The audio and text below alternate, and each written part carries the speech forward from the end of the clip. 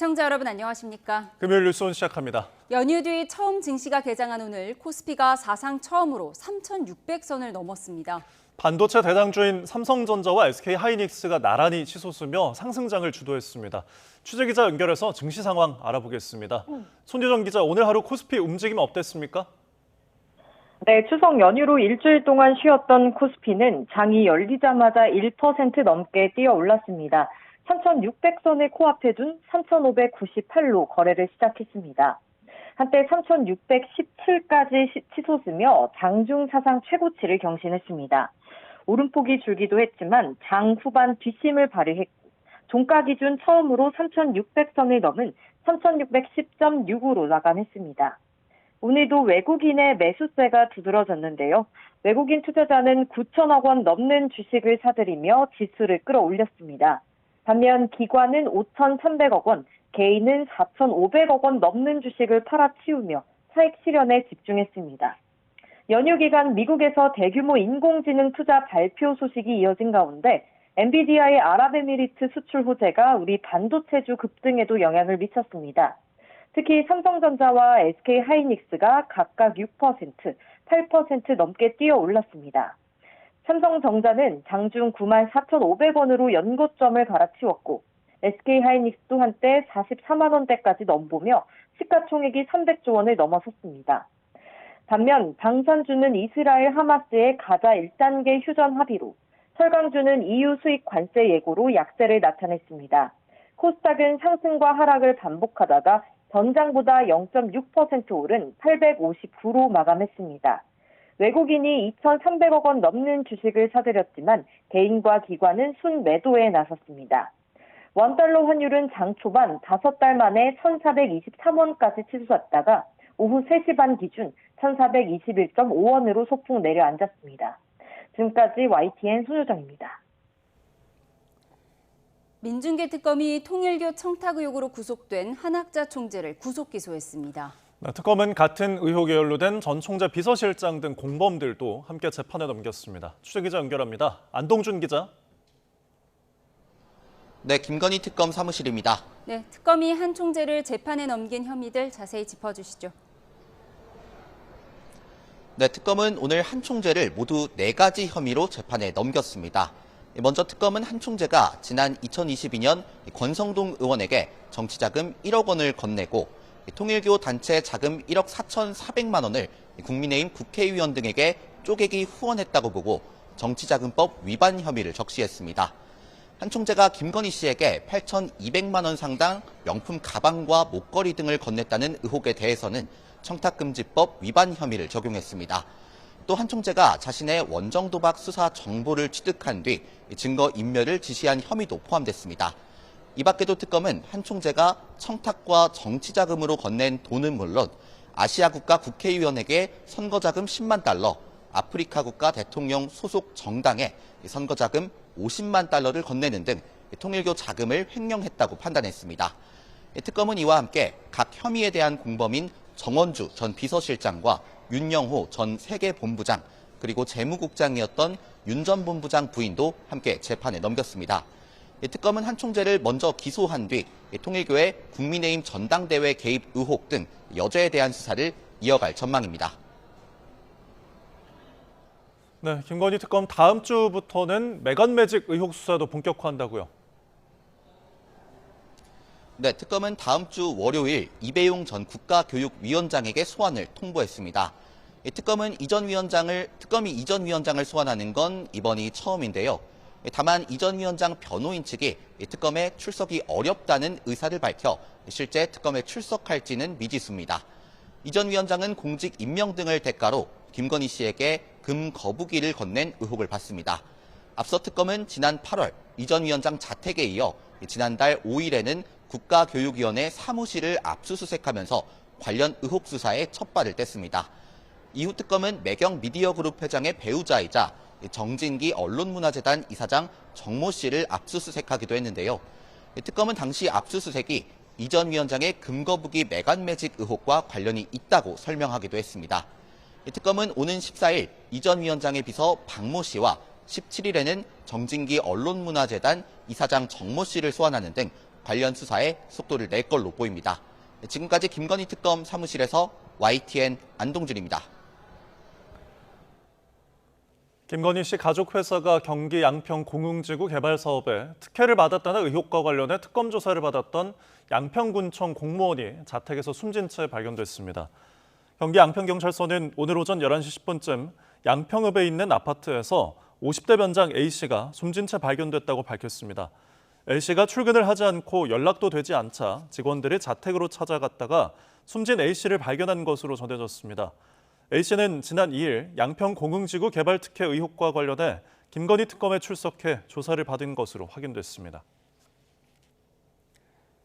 내란 특검이 오늘 수사기간 2차 연장을 결정했습니다. 한편 최상병 특검은 다음 주 윤석열 전 대통령을 소환하겠다고 예고했는데요. 현장에 취재기자 연결해 보겠습니다. 신규혜 기자. 네, 내란 특검 사무실입니다. 네, 내란 특검이 수사기간을 다시 연장했다고요? 네, 내란 특검은 오늘 수사기간 2차 연장을 결정하고 대통령과 국회에 이를 보고했다고 밝혔습니다. 1차 연장된 수사기간은 오는 15일까지였는데 이번 연장 결정으로 특검은 다음 달 14일까지 수사를 이어갈 수 있게 됐습니다. 아직 특검이 들여다봐야 할 의혹들이 많이 남아 있습니다. 국민의힘 지도부의 계엄 해제 표결 방해 의혹은 의원들과 한동훈 전 대표의 공판전 증인신문 절차가 아직 진행되지 않고 있고 박성재 전 법무부 장관과 조태용 전 국정원장에 대한 수사, 외환 의혹 수사도 한창입니다. 연휴에도 쉬지 않고 수사를 이어온 특검팀은 남은 기간 수사에 더욱 속도를 낼 거로 보입니다. 네, 이런 가운데 박성재 전 법무부 장관은 구속기로에 섰다고요? 네, 내란 특검이 어제 저녁 박 전 장관에 대한 구속영장을 청구했습니다. 법원이 오늘 중으로 영장심사 일정을 공지할 거로 보이는데요. 영장심사는 다음 주 초반 정도에 열릴 전망입니다. 내란 특검이 박 전 장관에게 적용한 혐의는 내란 중요 임무 종사 혐의와 직권남용 혐의입니다. 구체적으로는 비상계엄 당일인 지난해 12월 3일 법무부 간부회의를 연 뒤 검찰국에 합동수사본부 검사 파견을 검토하라고 지시하고 교정본부와 출입국본부에는 각각 구치소 수용 공간을 확보하고 출국 금지 담당 인력을 대기시키란 지시를 내린 혐의를 받고 있습니다. 네, 이런 가운데 최상병 특검은 윤 전 대통령 소환을 예고했죠? 네, 최상병 특검은 오늘 브리핑에서 오는 13일 윤 전 대통령에게 소환을 통보할 거라고 예고했습니다. 소환 날짜는 다음 주 후반이 될 거로 보입니다. 윤 전 대통령은 이른바 경로설에서 시작되는 수사 외압과 은폐 의혹의 정점으로 지목되는데 최상병 특검에서 윤 전 대통령에게 소환을 통보한 건 이번이 처음입니다. 다만 윤 전 대통령이 내란 특검과 김건희 특검 조사는 물론 재판에도 응하지 않고 있는 상황이어서 실제 조사가 이루어질지는 지켜봐야 할 거로 보입니다. 지금까지 내란 특검 사무실에서 YTN 신규혜입니다. 이재명 대통령이 오늘 국가정보자원관리원 복구 현장을 화재 발생 이후 처음으로 찾았습니다.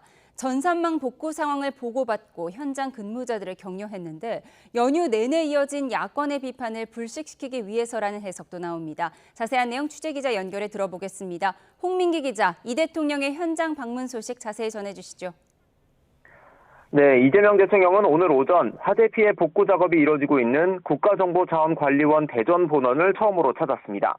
지난달 26일 화재 발생 이후 2주일 만입니다. 앞서 이 대통령은 오늘 하루 연차를 냈는데 대통령실은 사안의 중요성과 복구 인력의 격려 필요성을 고려해 방문을 결정했다고 밝혔습니다. 이 대통령은 불이 시작된 5층 전산실을 찾아 발화 원인을 구체적으로 묻고 적재 방식에 대한 문제점은 없는지 등을 면밀하게 확인했습니다. 또 현장에서 간담회를 열고 윤호중 행정안전부 장관에게 복구 진행 상황과 향후 조치 계획을 보고받았는데요. 특히 이제 전산 데이터는 국가 운영의 핵심이란 걸 온 국민이 느끼게 됐다며 현장 공무원과 협력업체 직원들에게 자부심을 가지고 일해달라고 격려했습니다. 또 이들이 신체적, 정신적 위험에 노출되지 않도록 안전한 근무 환경 마련도 당부했습니다. 네, 대통령의 이번 방문을 두고 야권의 비판을 의식한 거라는 해석도 나오죠. 네, 앞서 국민의힘은 이 대통령이 국정자원 화재 이후 예능 프로그램에 출연하느라 후속 대응을 소홀히 했다고 주장하며 연휴 내내 비판을 이어갔습니다. 대통령실은 이 대통령이 피해 상황을 모두 보고받고 있었고 화재 대응뿐 아니라 예능 출연을 통한 K푸드 홍보 역시 중요했다고 반박했는데요. 이 대통령이 연휴 직후 국정자원 화재 현장을 방문하면서 이번 사태를 엄중히 여기고 있고 후속 대응에 집중하겠다는 의도를 강조하려 했다는 분석이 나옵니다. 다만 대통령실은 이번 방문은 명절에도 쉬지 못한 공무원들을 격려하기 위한 자리일 뿐 야권의 비판을 염두에 둔 건 아니라고 선을 그었습니다. 지금까지 용산 대통령실에서 YTN 홍민기입니다.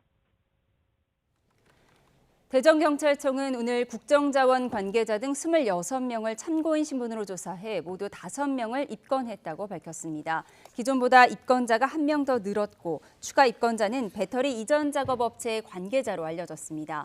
경찰은 당시 주 전원 차단기는 내렸지만 비상 전원 장치 안에 있는 배터리의 전원 차단 여부를 확인하지 않았다는 현장 작업자의 진술을 확보해 업무상 실화 혐의를 적용했습니다. 발화 추정 배터리는 국과수 정밀 감정을 진행하고 있고 시스템 기록상 화재 당시 배터리 충전율은 90%로 나타났습니다. 전문가들이 확인한 실제 배터리 충전율은 80% 수준인 것으로 조사됐습니다. 다음 주 국정감사를 앞두고 여야가 양보 없는 대결을 예고하고 있습니다. 민주당은 조희대 대법원장을, 국민의힘은 김현지 대통령실 부속실장을 증언대 위에 세우겠다고 벼르는 가운데 국감 목표로는 각각 내란 청산과 독재 저지를 내걸었습니다. 국회 취재기자 연결합니다. 김철희 기자. 네, 국회입니다. 이재명 정부 출범 뒤에 첫 국감을 앞두고 있는데 이미 기싸움이 시작됐다고요? 네, 당장 다음 주 월요일부터 시작입니다. 민주당은 국정감사의 주제를 내란 잔재 청산으로 잡았습니다. 윤석열 정부의 불법과 실정으로 망가진 곳을 고치고 내란의 상흔을 메우며 개혁을 완성해 국민 기대에 반드시 응답하겠다고 밝혔습니다.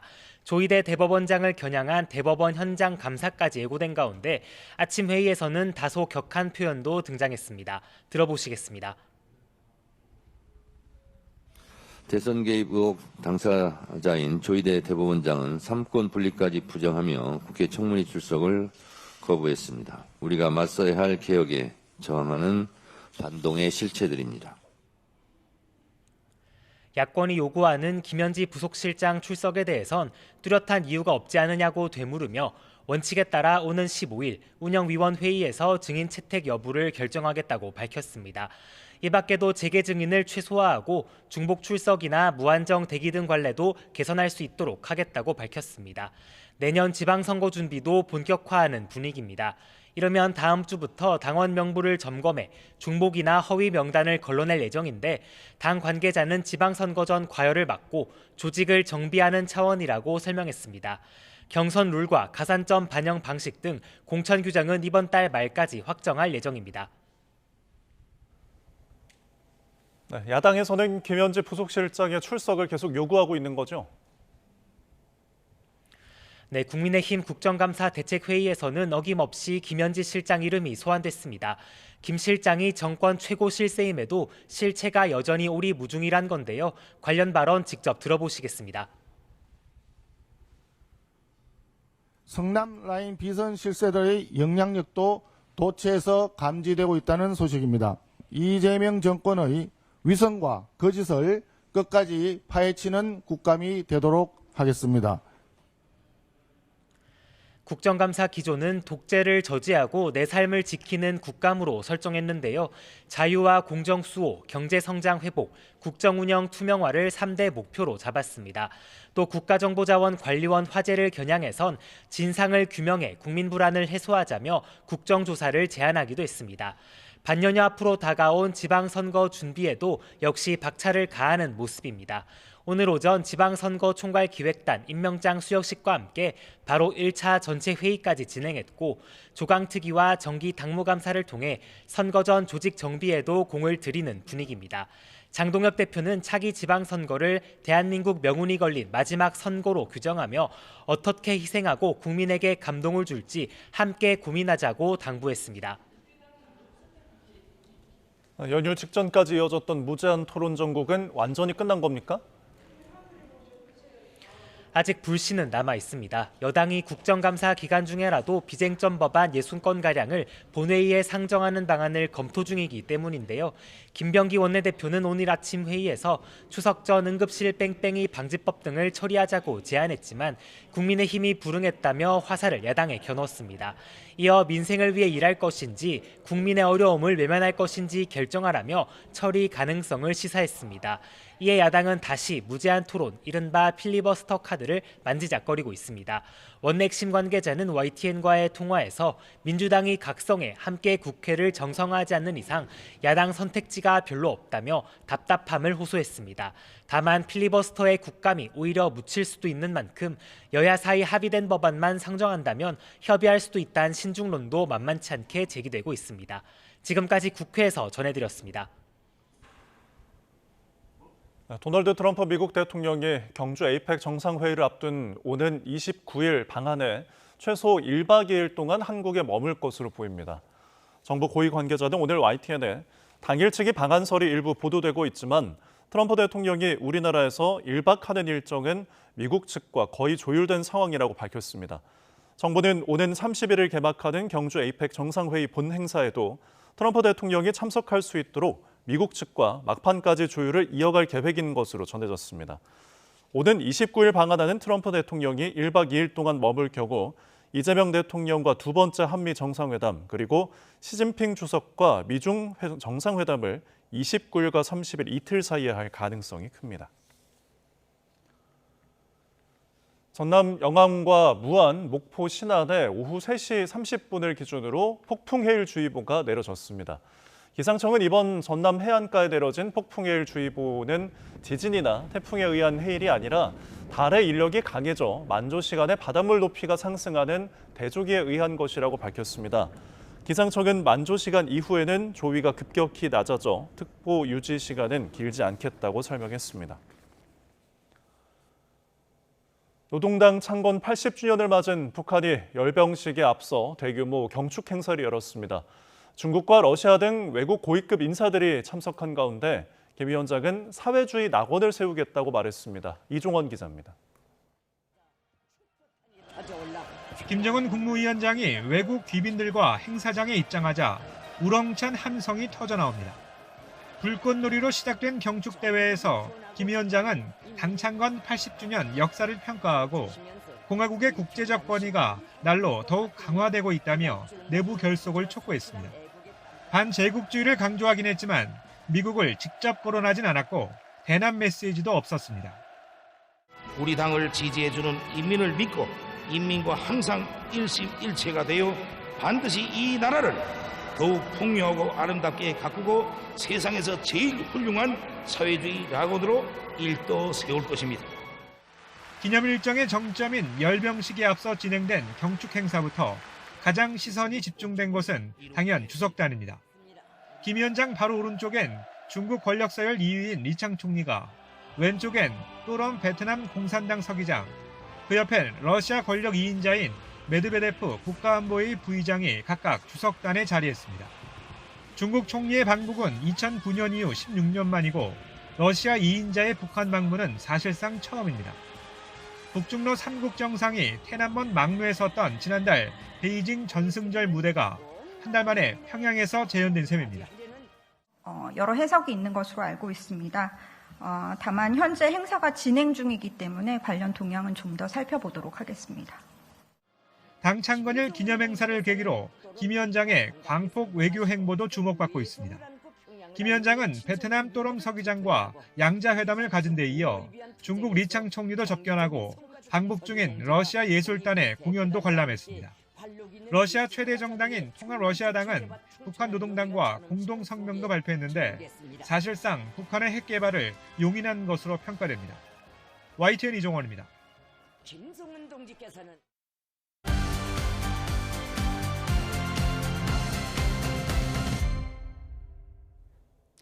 정치의 겉과 속을 들여다보는 정치훈 시작합니다. 오늘은 성치훈 전 민주당 정책위 부의장, 강전애 전 국민의힘 대변인과 집중 분석해 보겠습니다. 어서 오세요. 안녕하세요.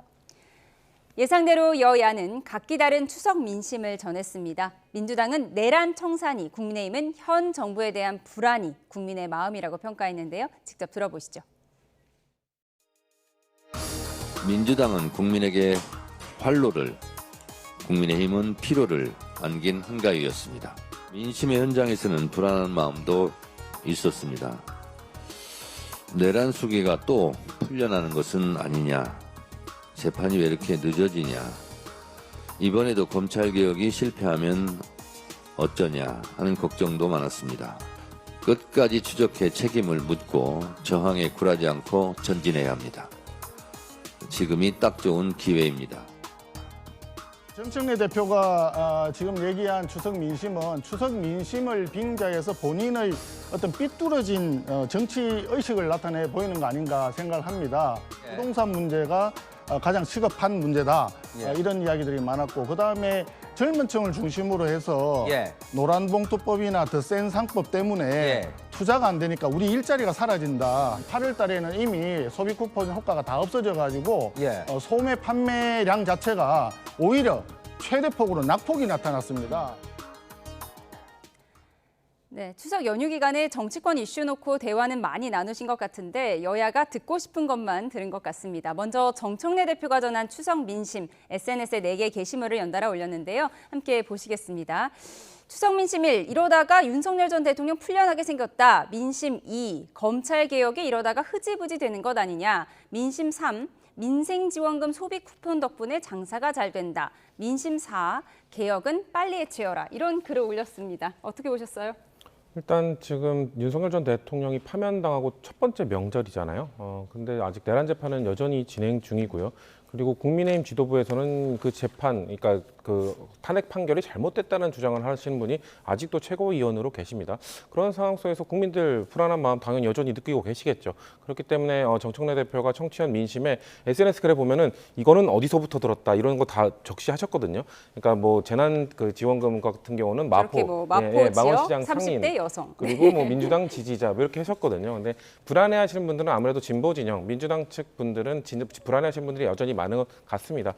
근데 아까 송원석 원내대표의 이야기를 들었을 때 입으로는 민생 얘기를 하고 계시는데 실제 정치적 공격에 좀 몰두하고 있는 모습을 보이거든요. 저도 추석 민심 들었을 때는 정청래 대표처럼 약간 물가와 관련된 뭐 재난지원금과 관련된 아니면 이런 것 얘기들 많이 하거든요. 근데 실제 이 추석 직전까지 이 국민의힘이 보였던 행보를 보면 민생 법안들 통과시키지 않았잖아요. 협조하지 않았잖아요.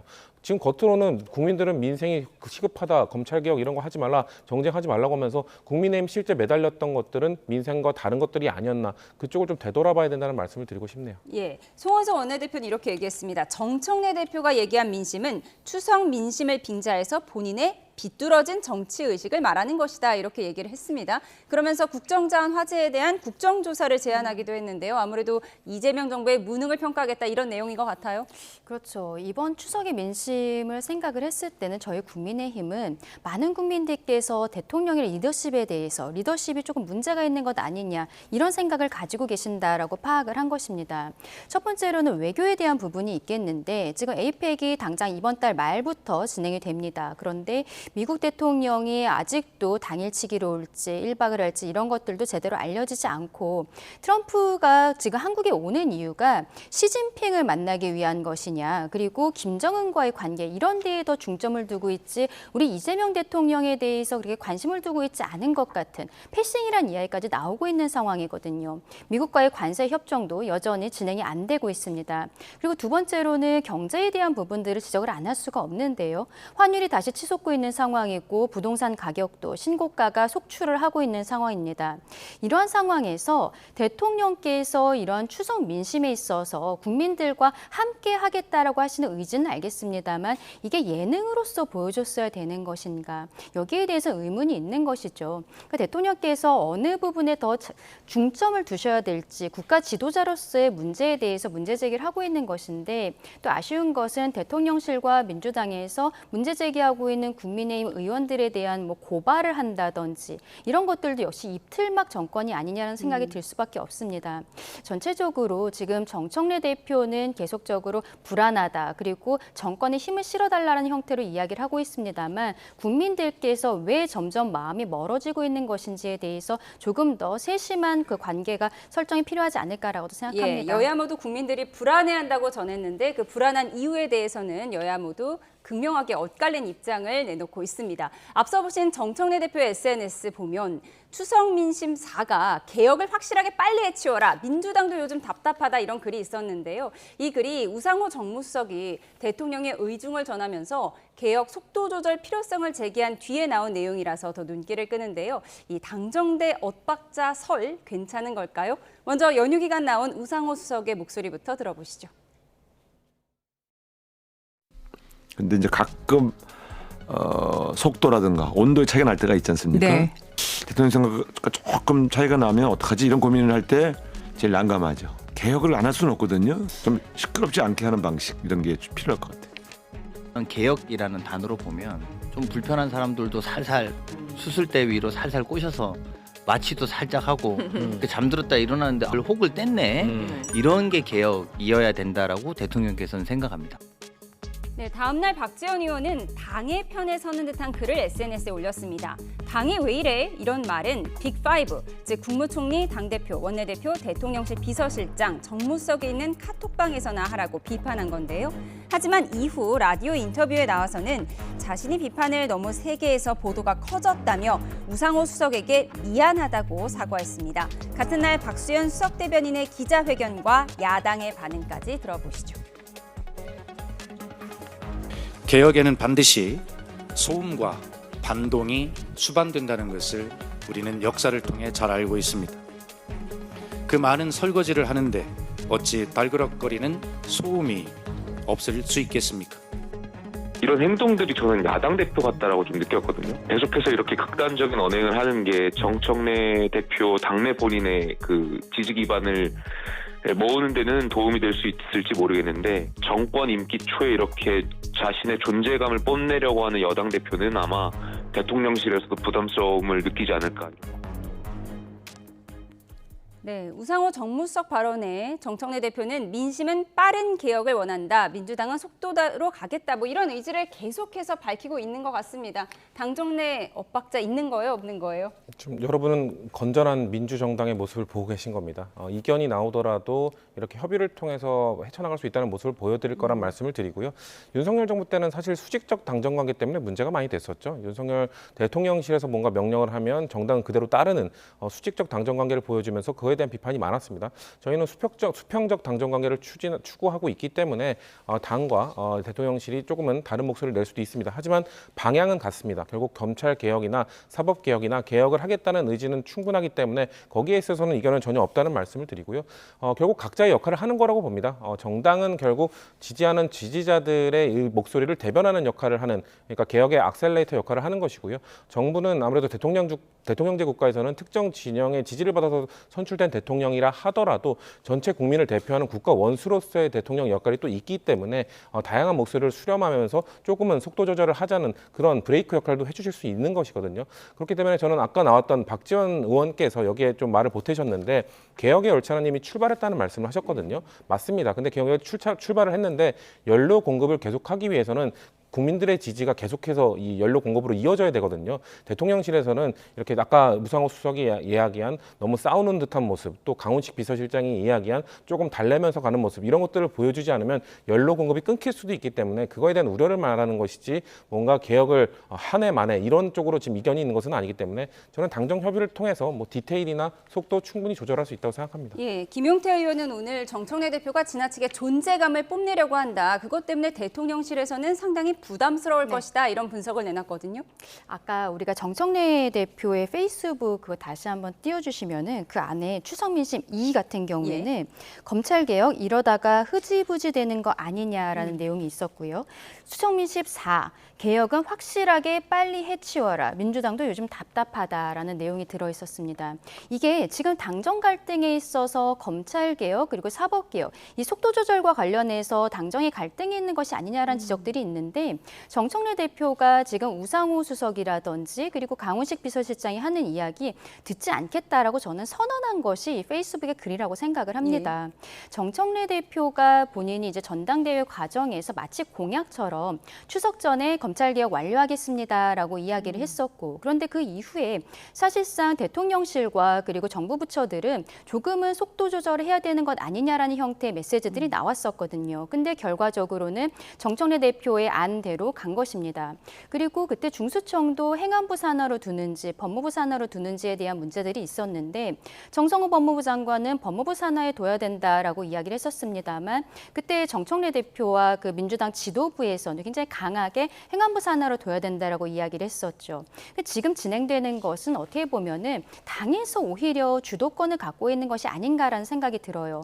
근데 보안수사권 문제라든지 이런 것들이 서로 협의가 되지 않다 보니까 1년의 유예 기간을 둔 것 아니겠습니까? 그런데 지금 정청래 대표는 검찰개혁 이러다가 흐지부지 되는 거 아니냐라고 추석 민심에 나온다라고 본인의 SNS에 올린다는 것은 대통령실의 이 속도 조절이 마음에 들지 않는다고 정확하게 반기를 들었다고 저는 생각을 하거든요. 향후에도 이러한 상황들은 좀 한동안 오래 가지 않을까 싶습니다. 이재명 대통령이 된 지 지금 몇 달 되지도 않았는데 당에서 너무 그립감을 세게 잡고 있는 것이 아닌가. 오히려 대통령께서는 협치도 이야기하고 야당 대표도 만나고 이런 모습 보이고 있는데 정청래 대표가 오히려 뭐 이제는 좀 지났습니다만 악수는 사람과만 하는 것이다라는 형태로 강성 지지층들에게 너무 기대는 모습들을 보이고 있는 것이죠. 하지만 여기에 대해서 대통령실도 뭐라고 하기 어려운 것은 강성 지지층들, 강성 당원들의 목소리가 크게 나올 수 있도록 그 판을 깔아준 것이 어떻게 보면은 이재명 전 당대표 시절의 모습이었기 때문입니다. 그런데 지금 이 상황이 우상호 수석이 지금 추석 전후로 해서 계속적으로 언론에 나오고 계시거든요. 직접 등판을 하고 있습니다. 문제를 강하게 제기하고 있음에도 불구하고 지금 민주당 지도부가 여기에 대해서 응하지 않을 것으로 보여서 앞으로 좀 걱정이 된다라고 말씀드립니다. 예. 오늘 한 일간지 보도를 보니까요. 정청래 대표 유튜브 구독자가 좀 빠졌다. 그리고 그 빠진 이유가 이 당정 갈등 때문이 아니냐. 이 댓글을 보면 정청래 대표의 이런 강성 행보가 이재명 대통령에게 피해를 준다라는 이른바 뭐 개딸들의 댓글이 있었다는 거예요. 한 일간지의 보도입니다. 어떻게 보십니까? 그런 분들 있을 수 있습니다. 일부는 또 정청래 대표의 말에 의지를 하면서 또 동의를 하면서 갑자기 대통령실은 속도를 왜 늦추냐. 대통령 된 다음에 대통령실, 그러니까 정권을 잡은 다음에 입장이 바뀐 것 아니냐. 이런 말씀도 하실 수 있습니다. 그러니까 그런 불안감을 갖고 계신 분들도 있을 수 있고 대통령실, 이재명 대통령이 말하는 것처럼 이렇게 속도를 너무 빨리 내다 보면은 국민 전체 다수의 지지를 받기 어렵다는 이런 생각에 동의하는 분들도 계세요. 그렇기 때문에 양 지지자 무리는 모두 이끌고 가야 되는 상황이기 때문에 정청래 대표는 바로 우리 속도 늦추겠습니다. 이렇게 말할 필요도 없고요. 대통령실도 당이 하자는 대로 그냥 무조건 하면 됩니다. 이렇게 말할 필요도 없습니다. 이렇게 각자 포용해야 되는 지지층에게 어필을 하되 당정 협의 때 디테일이나 이런 부분에 있어서 최대한 모든 사람들을 포용할 수 있는 다수가 공감할 수 있는 안을 만든 다음에 그걸 발표하면서 또 각자가 지지하는 지지층에게 이 정도는 한 발자국 물러났는데 걱정하지 마십시오. 이 정도는 그래도 속도를 내고 있지만 걱정하지 마십시오. 이렇게 또 해나가면 되는 것이거든요. 지금은 서로의 역할에 충실할 뿐이다라는 말씀드리겠습니다. 네, 당정가의 엇박자인지 건강한 모습인지 두 분의 분석을 들어봤고요. 그런가 하면 이번 추석 연휴 기간 정치권의 화두가 된 이재명 대통령 부부의 예능 출연 여진이 오늘까지도 이어졌습니다. 우선 여야 목소리 듣고 보시죠. 위기 대응 관리 역량에 대해서 진정성을 국민들은 보는 겁니다. 이재명 대통령과 김혜경 여사가 뭐 예능 프로인지 모르겠지만 신수가 확 달라졌어요. 그냥 신수가 너무 좋아졌어요. 그냥 그게 이제 표정이 너무 좋고 반대소하면서 아주 즐거운 모습. 물론 그런 예능 방송에서 그리 해야 되지만은 한쪽에서는 공직자도 목숨을 잃고 한쪽에서는 많은 또 관련 전문가들이 추석 연휴도 반납하고 그걸 복구하기 위해서 밤낮을 가리지 않고 있는데 대통령 그런 처신은 그게 맞는 건지. 국민들께서 아마 이 꼬투리 야당에 대해서 오히려 야당 좀 부탁해라는 말씀을 하시지 않을까 싶고요. 저는 어찌됐건 뭐 일단 이 정치가 어려울 때 항상 가장 기본은 국민께 더 낮은 자세로 가까이 다가가기 위한 노력하는 것이 당연히 중요하다고 봅니다. 그중에 또 예능 이 프로그램 자체가 사실 격이 없는 소통을 보여줄 수 있는 아주 좋은 창구라고 보고요. 지금 여야가 공방을 하고 있지만 어떻게 보면 위너는 JTBC 아니냐. 네, 추석 연휴 내내 정치권을 달군 이재명 대통령의 예능 출연. 정말 이게 이럴 일인가 싶을 정도로 연휴 내내 우리가 이 이야기를 해봤습니다. 오늘까지 여진이 이어지고 있는데 정청래 대표가 오늘 국민의힘이 이와 관련해서 가짜뉴스를 퍼뜨리고 있다 이렇게 얘기를 했더라고요. 이 공세를 처음 시작할 때부터 가짜뉴스를 퍼뜨렸거든요. 그러니까 잃어버린 48시간. 이 워딩만 아니었으면 전 이 공방이 지금까지 이어지지 않았을 거라고 생각합니다. 왜냐하면 예능 촬영한 거에 대해서 야당에서는 비판할 수 있죠. 28일, 27일 저 오후에 화재가 완진됐다 하더라도 28일에 공무원이 안타까운 죽음을 맞이했는데 촬영을 강행했어야 되느냐. 저는 야당에서 충분히 비판할 수 있다고 생각합니다. 하지만 비판하는 과정에서 잃어버린 48시간, 이재명 대통령이 사라졌다, 아무것도 안 했다. 사실상 이건 명백한 거짓말이거든요. 그렇기 때문에 그거에 대해서는 민주당 입장에서도 대통령실 입장에서도 이렇게 거짓말로 선동하는 거에 대해서는 좌시할 수 없다라는 말씀을 드리고 있는 것이고요. 사실 28일, 그러니까 27일 오후에 완진된 이후에 이렇게 데이터 복구가 늦어질 거라고는 모두가 예측하지 못했습니다. 워낙 미중유의 사태였기 때문에 이것이 이렇게 얼마나 오래 걸릴지라는 것을 예측 못했던 부분도 분명히 있는 것 같고요. 전 그래서 국민의힘에게 묻고 싶은 것은 자, 그러면은 대통령이 현장에 바로 방문했으면 오늘 뒤늦게 방문하셨는데 빨리 방문했으면 복구가 빨라졌나요? 그리고 중대본 회의를 오후 5시 반이 아니라 아침에 중대본 회의를 열었으면은 지금 데이터 복구가 뭐 50%, 100%가 됐나요? 그거에 대해서 중대본 회의를 일찍 열어서 어떤 조치를 빨리 내렸어야 된다라는 말을 못 하고 있습니다. 그냥 정치적 공방만 하고 있는 것이거든요. 그거에 대해 지적을 하는 것이고 저는 그럼에도 불구하고 대통령실과 민주당이 결국 국민들은 이때 위기 관리를 잘했느냐 못했느냐 그것도 보시겠지만 애티튜드, 태도를 보시는 거라 생각하거든요. 예. 야당이 이런 비판을 했을 때 지금 너무 사법 공방, 정치적 공방에 맞아요. 매달리기보다는 이거에 대해서도 겸허히 수용하는 모습들. 그래서 아까 우리 뒤에 보겠지만 대통령실에서 좀 초기에 그런 야당의 비판에 대해서 겸허히 수용하면서 아니면 일정을 공개하면서 그렇게 했다면 조금 이렇게 길게 여진이 이어지지 않지 않았을까라는 생각을 해봅니다. 예, 성추인 부의장 말씀처럼 박지원 의원조차도 이 논란 초기에 대통령실이 촬영 날짜를 바로 공개하지 않았던 점 이 부분을 지적했습니다. 대통령실이 좀 더 솔직하게 대응했어야 했다 이 부분인데 그렇다면 잃어버린 48시간 국민의힘에서 이 얘기를 안 했으면 이렇게 고소고발전으로 번지지 않았을까요? 근데 저희 국민의힘에서 대통령이 그때 어디서 무엇을 한 것이냐 거기에 대한 문제 제기를 하니까 그제서야 대통령실에서 회의를 언제 했다라는 이야기를 밝혔습니다. 그리고 그때까지만 해도 촬영 날짜는 밝히지를 않았었어요. 근데 주진우 의원이 이제 뭐 그 경비를 하는 사람들이라든지 이런 사진들을 제시하니까 그제서야 실제로는 28일에 촬영을 했다라고 이야기를 한 거거든요. 28일 같은 경우에는 화재는 완진이 된 것이 맞습니다. 그런데 이 사건이 워낙 커진 것은 데이터가 복구가 되지 않는다는 것이 중점인 것이지 화재 완진이 더 중점이 되는 것이 아니에요. 지금 14일이 되어서 대통령이 오늘에서야 현장을 방문을 했는데 아직까지도 복구가 20%대에 머무르고 있는 상황입니다. 아예 복구가 되지 않는 데이터도 있다라고 하거든요. 그러면은 저희 국민의힘에서 여기에 대해 문제 제기를 했을 때 대통령실에서 사실은 28일 날 오후에 촬영을 했는데 어쨌든 명절을 앞두고 있는 것이고 이런 것도 필요하다고 생각한다. 다만 이 부분에 있어서 그때 대통령께서 밤샘 근무라도 해서 정리를 하라고 공무원들에게 지시를 하지 않으셨습니까? 이러한 부분들 사망하신 분에 대한 어떤 유족에 대한 위로 이런 사과의 메시지를 냈으면 문제가 되는 게 아니거든요. 그런데 오히려 여기에 대해서 적반하장식으로 문제 제기하고 있는 국민의힘 의원들을 고발을 하고 있는 거예요. 이것이 입틀막 정치가 아니냐. 그리고 국민들께서는 또 연계해서 생각을 하시는 게 이번 추석 연휴 직전에 있었던 이진숙 전 방통위원장에 대한 체포 사태 이런 것들이 어쨌든 이 정권의 입맛에 맞지 않는 발언을 했을 때는 어떤 사람도 체포가 될 수 있고 고발을 당할 수 있다라는 이미지를 만들었던 것이죠. 호미로 막을 수 있는 상황이었는데 지금 가래로도 못 막는 것을 자초한 것은 저는 대통령실이다라고 생각합니다. 예, 말씀하셨는데요. 또 하나 추석 연휴를 뜨겁게 달궜던 이슈가 있었죠. 바로 이진숙 전 방통위원장에 대한 체포와 석방 아니었을까 싶은데 여야 목소리 들어보시죠. 즉 체포의 필요성이 유지되지 않는다고 판단한다라고 얘기한 거예요. 그러니까 마치 이게 부당하고 부적법한 체포가 이루어졌고 이건 전혀 아니라는 거예요. 이런 계기를 통해서 자기를 홍보하고 정치적으로 자기를 띄우려고 하는 이런 이제 행태를 보이고 있는 게 저는 오히려 더 걱정스럽고 우려스럽거든요. 오히려 이런 정치질이라고밖에 표현이 안 되는. 다만 여당 내에서도 경찰의 체포 과정에 대한 쓴소리가 나왔는데요. 판사 출신 박범계 의원은 이진숙과 국민의힘이 어떻게 반응할지 예상 못했다면 순진하거나 아드레날린 과다 분비에 따른 과잉이라고 직격하기도 했는데요. 야당의 목소리까지 이어서 들어보시죠.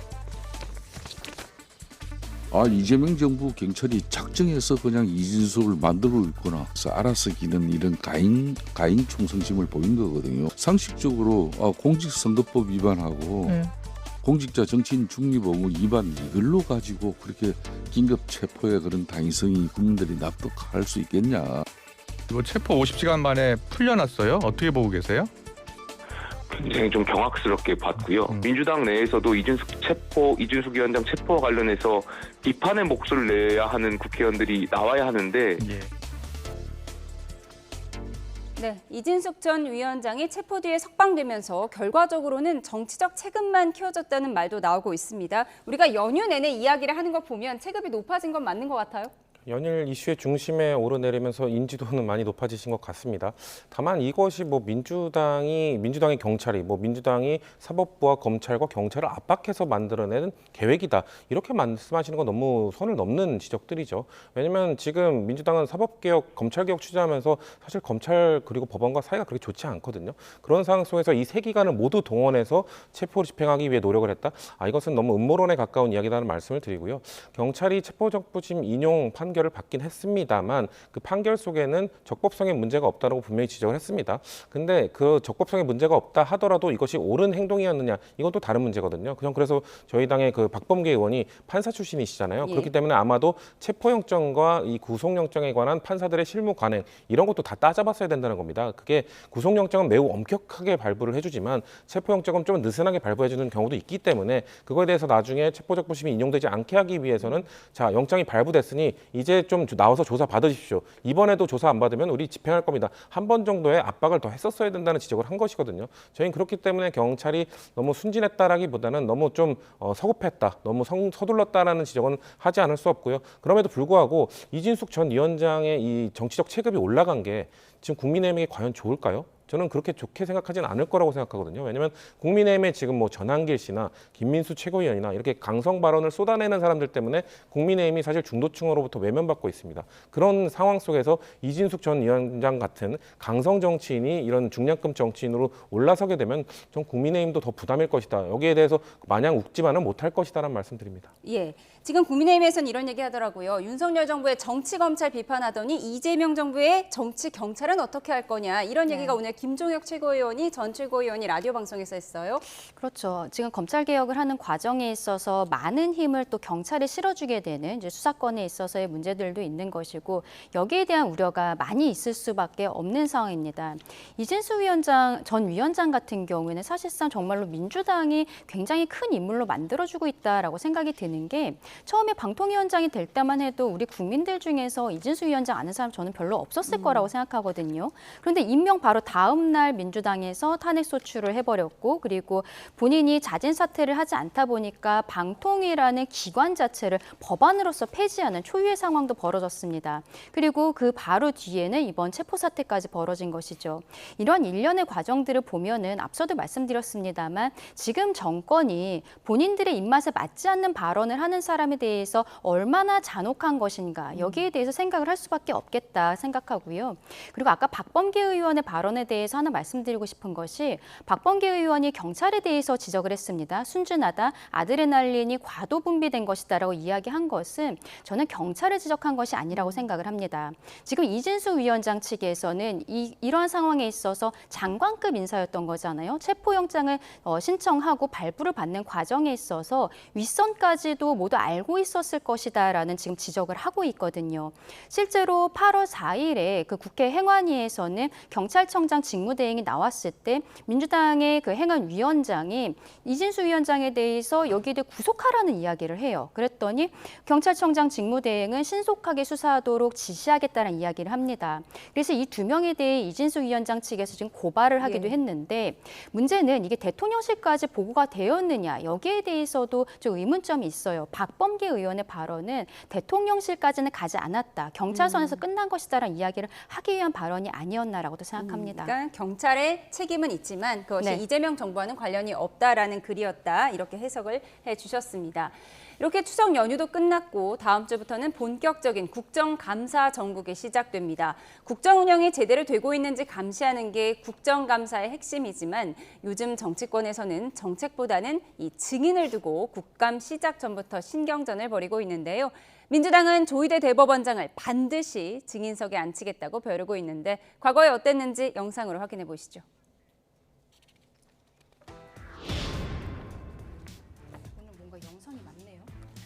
그동안의 관리와 간사님들과의 협의에 따라 대법원장님께서는 먼저 인사 말씀을 하시고 이석하셨다가 안전하고 충실한 국정감사를 진행하기 위해 여러모로 세심한 배려를 아끼지 않으신 데 대하여 깊은 감사의 말씀을 드립니다. 이석하셔도 되겠습니다.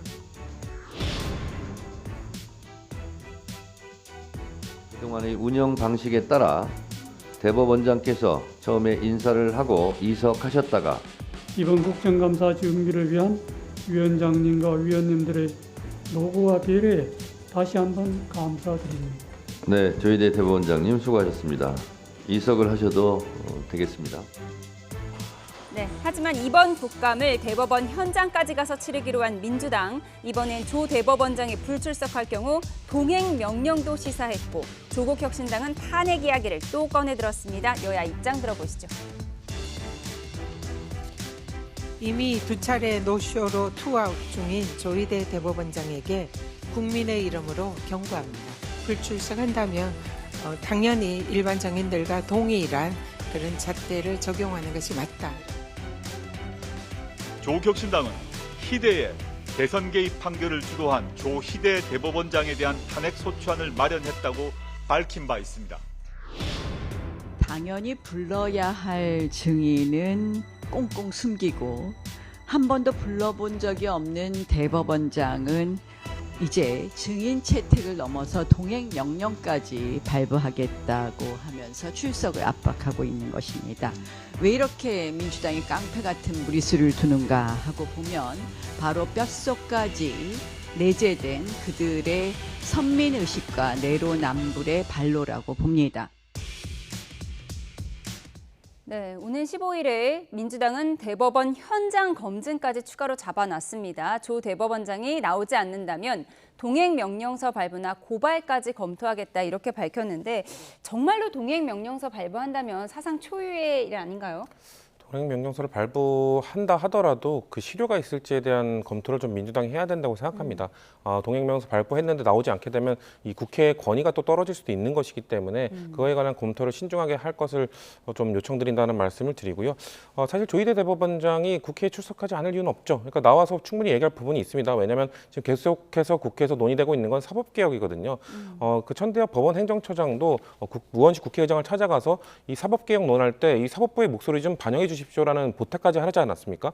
그러면은 조희대 대법원장이 직접 나와서 사법부의 수장으로서 사법개혁 방향 이쪽으로 가도록 해달라. 우리의 의견은 이거다. 직접 말하는 게 국민들을 설득하기 더 좋지 않겠습니까? 다만 민주당이 조희대 대법원장을 이런 국회의 테이블로 불러낼 때는 저는 그림을 잘 그려야 된다고 생각합니다. 조희대 청문회 이런 식으로 한다기보단 사법개혁 청문회, 그러니까 사법개혁 입법을 위한 국민들을 위한 뭔가 청문회에 조희대 대법원장이 출석을 해야 되지 않겠나는 이런 압박적으로 가는 것이 저는 좋을 거라고 생각합니다. 그렇지 않게 되면은 저는 삼권 분립이 있다 하더라도 사법부를 아예 건드리면 안 된다, 불러내서도 안 된다, 이건 아니라고 생각하거든요. 하지만 그럼에도 불구하고 사법부의 수장을 불러내거나 그의 의견을 듣거나 할 때는 매우 신중하고 조심스럽게 접근해야 국민들도 불가피하게 필요가 해서 불렀구나라고 인지를 해주실 것이기 때문에 그런 그림, 그러니까 그런 빌드업 과정들을 좀 세심하게 만들었으면 좋겠다는 말씀드립니다. 민주당이 좀 더 정무적인 판단을 했으면 좋겠다 이런 말씀이신 것 같은데 그동안 이제 대법원장이 국감에 나와서 인사만 하고 이석하는 것이 관례였다. 저희가 화면으로도 보여드렸는데 근데 요즘 뭐 관례대로 되지 않는 것이 현실이니까요. 만약에 정말로 조희대 대법원장이 나오지 않았고 민주당에서 동행 명령서를 발부한다면 어떻게 되는 거죠? 뭐 동행 명령서를 저는 발부하지는 않을 것이라고 생각을 합니다. 지금 말씀하신 것처럼 국회의 권위라는 것도 있고 그리고 조희대 대법원장 측에서 문제 제기를 하고 있는 것은 이게 국정감사 및 조사에 관한 법률을 보면은 계속 중인 재판에 관여할 목적으로 진행되어서는 안 된다라는 명문의 규정이 있거든요. 근데 이제 민주당 입장에서는 이재명 대통령의 대법원 파기환송심 재판에 대해서 문제 제기를 하고 있는 것인데 이 사건이 아직 종결이 되지 않았어요. 서울고등법원에서 진행 중인 사건이고 다만 대통령의 직무를 수행하는 과정에서 그저 재판이 중지가 되어 있는 것이거든요. 그러면 계속 중인 재판에 대해서 여기에 관여를 하는 목적이라고 생각을 할 수가 있기 때문에 이런 것들이 있어서 지난 청문회에 조희대 대법원장뿐만이 아니라 다른 대법관들 그리고 법원 행정처장까지도 나오지 않았던 것입니다. 민주당 내에서도 그때 뭐 탄핵에 대한 이야기, 고발에 대한 이야기도 나왔습니다만 결국 진행하지 않은 것이 문제가 있을 수 있다라는 생각을 했던 것이고 그 대신 선택한 것이 이번에 15일에 현장 검증을 하겠다라고 이야기를 하는 거거든요. 근데 이 날이 저는 오히려 더 좀 문제가 되지 않을까 생각하는 게 15일 날 현장 검증을 가서 민주당 측에서는 로그 기록 같은 것을 보겠다는 거예요. 그동안에 계속적으로 요구했지만 대법원에서 제출하지 않고 있는 자료였습니다. 그런데 이것도 로그 기록을 보겠다는 것도 역시 계속 중인 재판에 관여하기 위한 목적이라고 생각할 수가 있는 거거든요. 대법원 로그 기록을 보겠다면 볼 수는 있는 건가요? 그걸 보려면 뭐 비밀번호 같은 걸 넣는다거나 이렇게 해야 되는데 지금까지 대법원에서 이거 임의로 제출을 안 한 자료라면 저는 현장 검증을 와도 주지 않을 것이라고 생각을 하거든요. 그러면 그 자리에서 아마도 민주당 의원들이 약간 보여주기식의 유형력의 행사 같은 것들도 있지 않을까라는 생각이 드는 부분들이 있습니다. 이것이 상권 분립에 대한 중대한 침해가 될 수 있고 대한민국 헌법의 울타리를 넘어서는 것이라고 국민들께서 인식하실 가능성이 높아요. 이 과정에서 지금 동행명령장도 운운하고 있습니다만 저는 이것은 약간의 압박 그리고 겁박 그리고 강성 지지층들에게 보여주기 위한 발언일 뿐이지 민주당이 직접 하지는 않을 것이라고 생각을 하고요. 조국혁신당이 탄핵을 이야기하는 것도 지금 당의 지지율이 사실상 좀 어려운 상황이기 때문에 어떠한 타겟책으로서 강성 지지층들에게 어필하기 위한 발언들이 아닌가라고도 생각합니다. 예, 국민의힘은 한 번도 부르지 않은 대법원장을 지금 불러내려고 하고 또 꽁꽁 숨겨놓은 증인은 따로 있다 이렇게 주장을 하고 있습니다. 바로 김현지 부속실장 이야기인데요.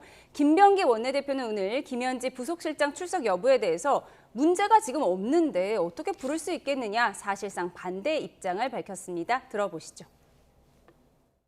네, 과연 국민의힘이 김현지 부속실장을 불러서 어떤 부분을 듣고 싶은 건지 지금 인터뷰를 보면 백현도 아파트 개발에 관여한 의혹, 또 산림청장 등 고위 인사 개입 의혹 등을 따져 물어야 한다 이렇게 밝혔습니다. 먼저 국민의힘 입장 듣고 민주당 입장 듣겠습니다. 뭘 듣고 싶은 건가요? 일단 인사 개입에 관련해서는 분명히 확인을 해야겠죠. 왜냐하면은 이번에 정권이 시작을 하고 김현지 지금 현 실장이 총무비서관이었을 때 언론에 크게 보도가 되었던 것은 강선우 장관 후보자의 낙마 과정에 있어서 마지막에 결국에는 메시지를 전달한 것이 총무비서관이었던 김현지 실장 아니냐라는 이야기들이 있었던 것입니다.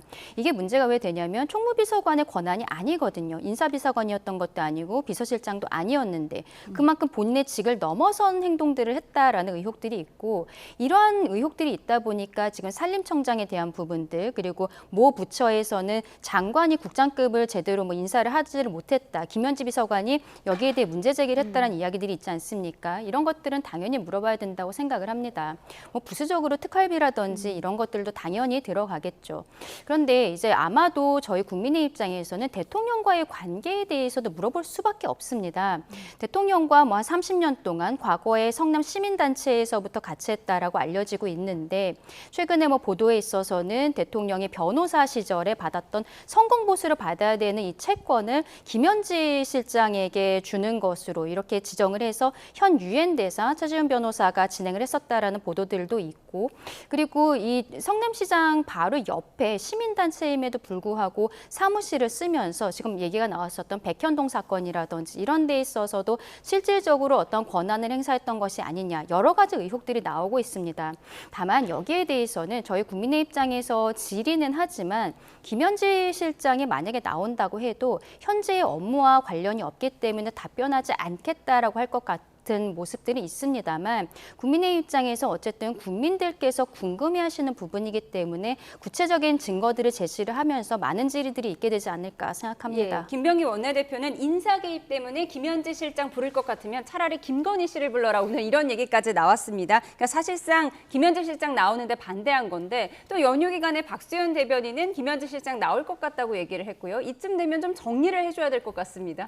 그렇게 말입니다. 우상호 정무수석은 국회에서 부르면 100% 나간다 네. 또 말씀하셨기 때문에 국민들께서는 그래서 나가는 건가 안 나가는 건가 혼란이 있을 수 있을 거라고 보고요.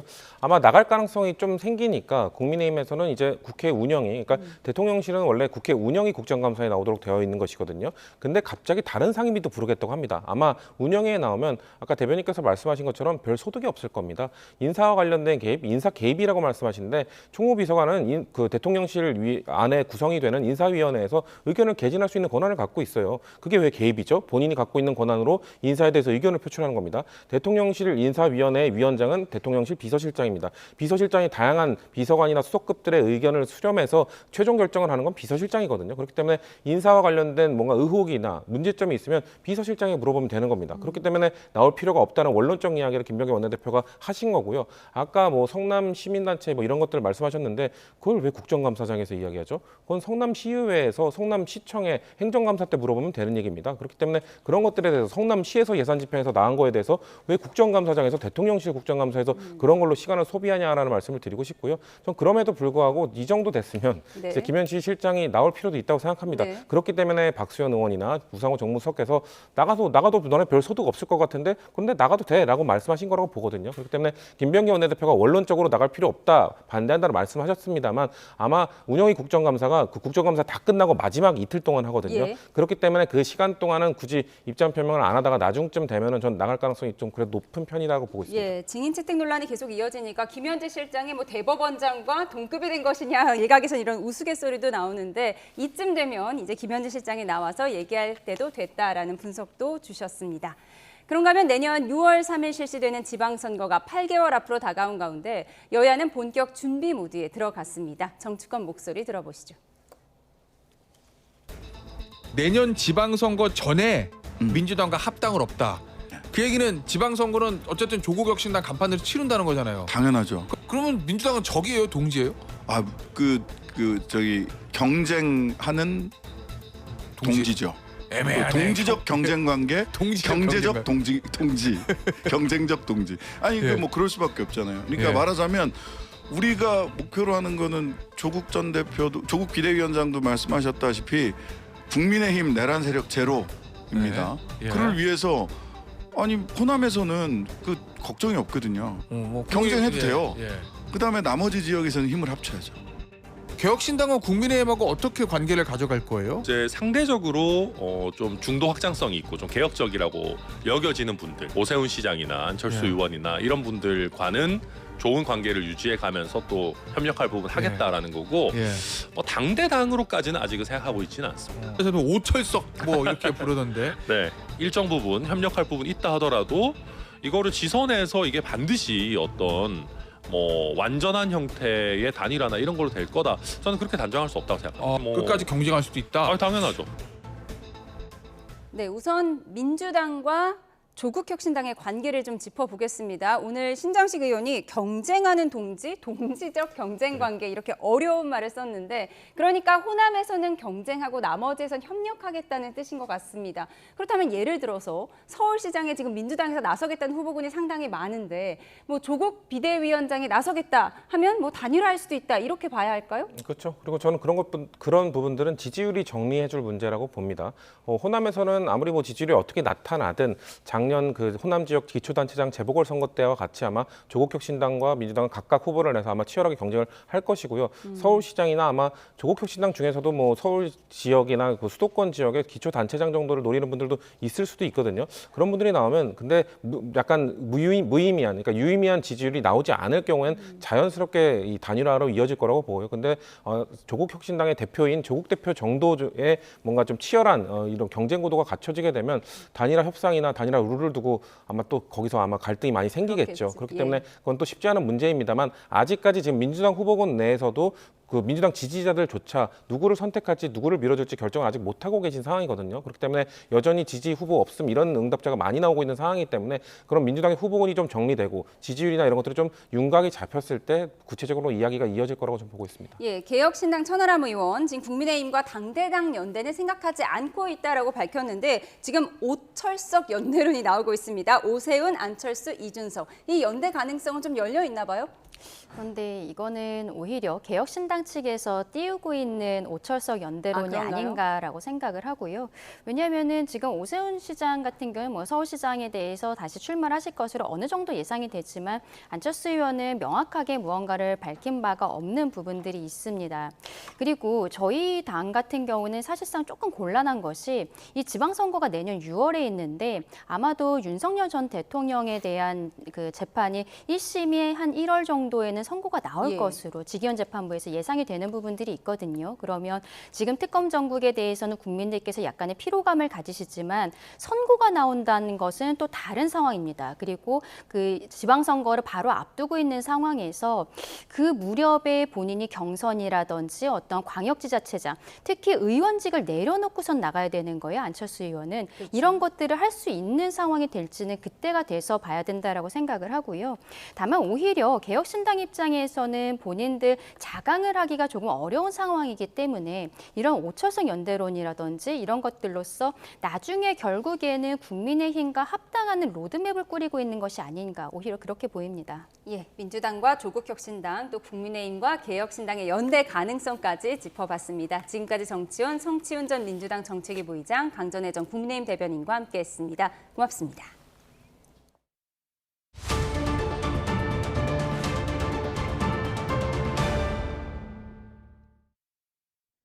중부지방에 비가 내리는 가운데 어제보다 기온이 4도가량 떨어지며 한층 서늘해졌습니다. 호남 해안에는 바닷물의 높이가 높아지면서 폭풍 해일주의보가 내려졌습니다. 취재기자 연결해 자세히 들어보겠습니다. 고한석 기자, 기온이 얼마나 낮아졌습니까? 네, 서울 기준으로 오늘 아침 기온은 어제보다 4도가량 낮았고 한낮인 지금도 17.7도로 어제 낮보다 4에서 5도 정도 낮습니다. 북쪽에 찬 공기가 다소 내려온 데다 비가 내리면서 낮 동안 햇빛의 영향을 거의 받지 못했기 때문입니다. 중부지방의 비는 내일도 이어지겠습니다. 경기 북부와 강원 북부에 많게는 60mm, 서울과 경기 남부, 강원 중남부에도 5에서 40mm, 충청에도 5에서 20mm의 비가 예상됩니다. 비는 일요일인 모레 새벽에 대부분 그치겠지만 강원 영동은 밤까지 이어지겠고 남부지방에도 오후 한때 5에서 10mm의 비가 산발적으로 내릴 것으로 보입니다. 다음 주 월요일에는 중부지방을 중심으로 화요일에는 전국에 많은 비가 내릴 것으로 보입니다. 특히 북서쪽 찬 공기와 남쪽에서 올라온 수증기가 만나면서 중부지방을 중심으로 호우특보가 내려질 가능성이 있어서 주의가 필요합니다. 네, 현재 남부지방은 비가 내리지 않는 것 같은데 호남 해안에는 폭풍 해일주의보가 내려졌다고요? 네, 전남 영암과 무안, 목포, 신안에 오후 3시 반을 기준으로 폭풍 해일주의보가 내려졌습니다. 이어서 4시 반에는 전북 고창, 부안, 군산, 김제에도 폭풍 해일주의보가 확대 발령됐습니다. 이번 호남 해안가에 내려진 폭풍 해일주의보는 지진이나 태풍에 의한 해일이 아니라 달의 인력이 강해져 만조 시간에 바닷물 높이가 상승하는 대조기에 의한 겁니다. 기상청은 만조 시간 이후에는 조위가 급격히 낮아져 특보 유지 시간은 길지 않겠다고 설명했습니다. 지금까지 과학기상부에서 YTN 고한석입니다.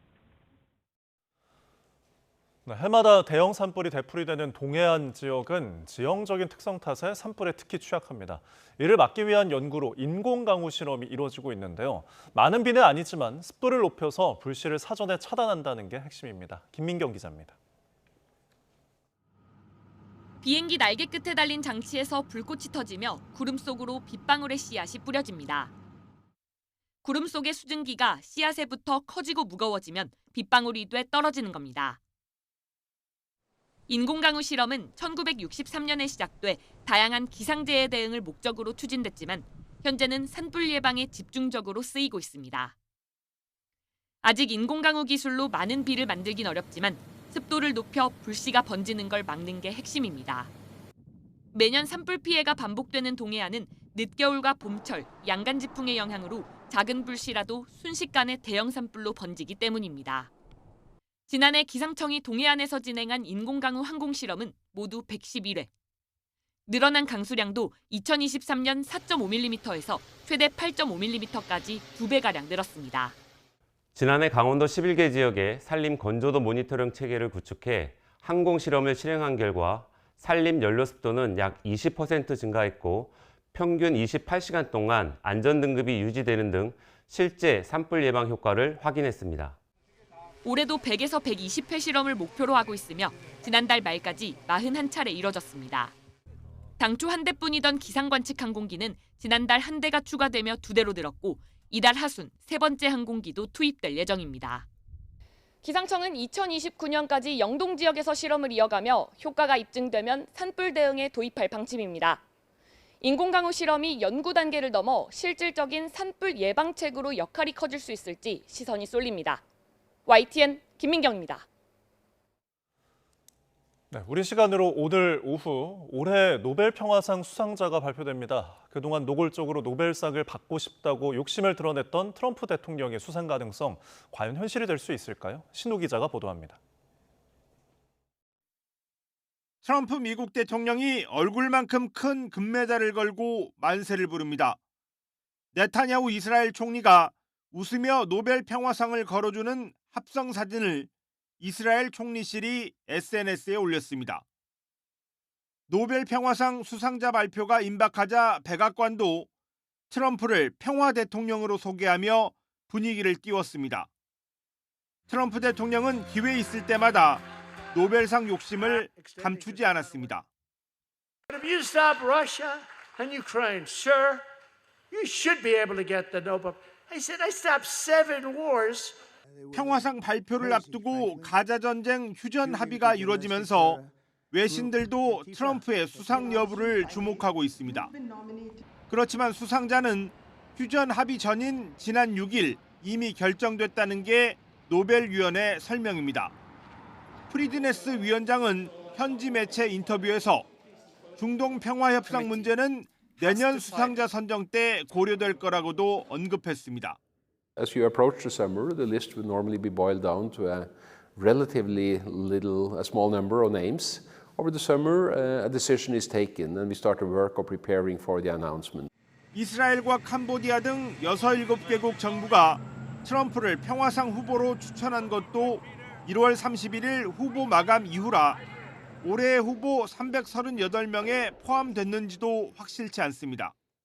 Sudan's emergency response rooms would be a worthy winner because of their work to provide humanitarian assistance and development in Sudan after the conflict broke out again in 2023. 지난 2010년 중국 인권운동가 류 샤오보가 노벨 평화상 수상자로 선정되자 중국 정부는 노르웨이의 수산물 수입 제한 등 6년간 제재를 단행한 적이 있습니다. 블룸버그 통신은 노르웨이 노벨위원회가 트럼프 대통령을 외면할 경우 발생할 수 있는 외교적 파장을 우려하는 관측도 있다고 전했습니다. YTN 신호입니다.